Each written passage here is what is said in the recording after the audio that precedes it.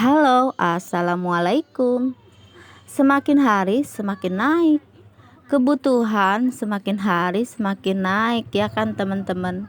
Jangankan untuk turun, pokoknya ini setiap hari naik, semua serba mahal. Jadi kita sebagai istri, sebagai ibu-ibu harus bisa mengatur keuangan suami ya. Karena kalau kita kurang-kurang nih ya, jangankan untuk nyimpen, untuk cukup aja nggak bisa. Itu kebanyakan ya. Ini aku ngomong secara fakta ya. Jadi hari ini aku sambil masak-masak, kita ngobrol-ngobrol aja ya teman-teman.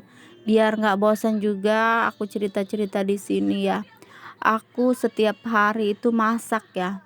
Paling kalau lagi nggak masak itu ya sore, mungkin karena kan udah sibuk sama kebutuhan atau sibuk sama kerjaannya, karena kan jagain warung juga terus nganter anak sekolah juga kan ya.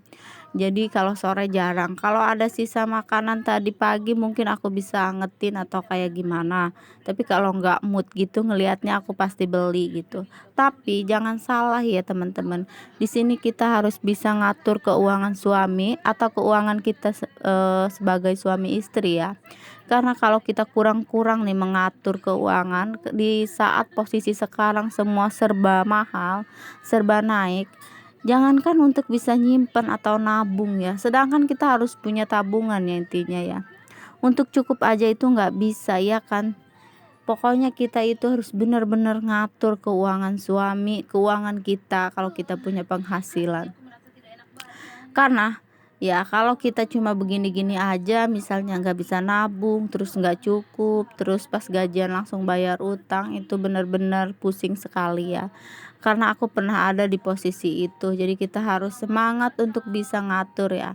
Misalnya kita punya uang segini ya kita atur bagaimana caranya, jangan melebihi dari itu ya kan, agar kita tetap bisa makan, agar kita tidak punya hutang. Intinya bukan hutang yang lain ya. Ini hutang tentang sayuran, misalnya kita mesti hutang ke tukang sayur kayak gitu kan, itu repot banget ya.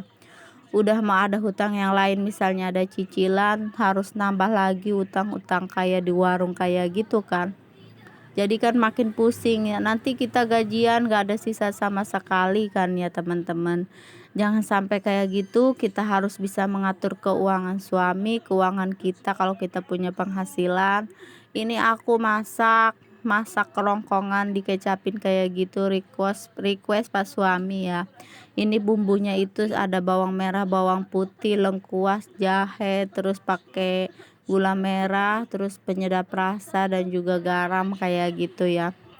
Dari tadi aku nyerocos aja tentang keuangan, tentang mahal-mahal produk-produk sekarang itu ya. Ternyata ini masakan aku udah matang, terus sekarang udah teng aja jam 7 waktunya kita beres. Jadi ini aku kebiasaan setiap hari jam 7 misalnya kita bisanya masak apa, harus udah beres. Walaupun cuma bisa masak satu menu doang, itu nggak boleh dilanjutin. Karena apa? Karena pas suami berangkatnya jam 7.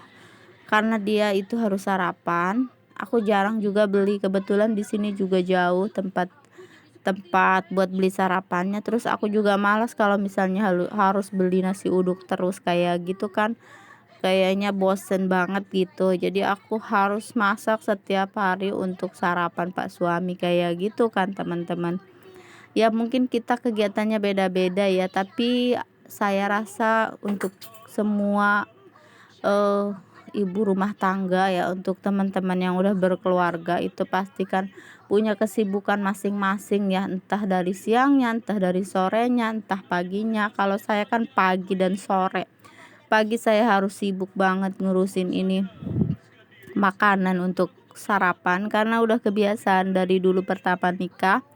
Sarapan itu wajib ya, karena pak suami itu kalau nggak sarapan, walaupun dia misalnya ngerengek belum mau makan, tapi ntar giliran jam 9 dia udah kelaparan. Jadi aku selalu jam 7 harus udah beres sebelum dia berangkat kerja kayak gitu kan teman-teman.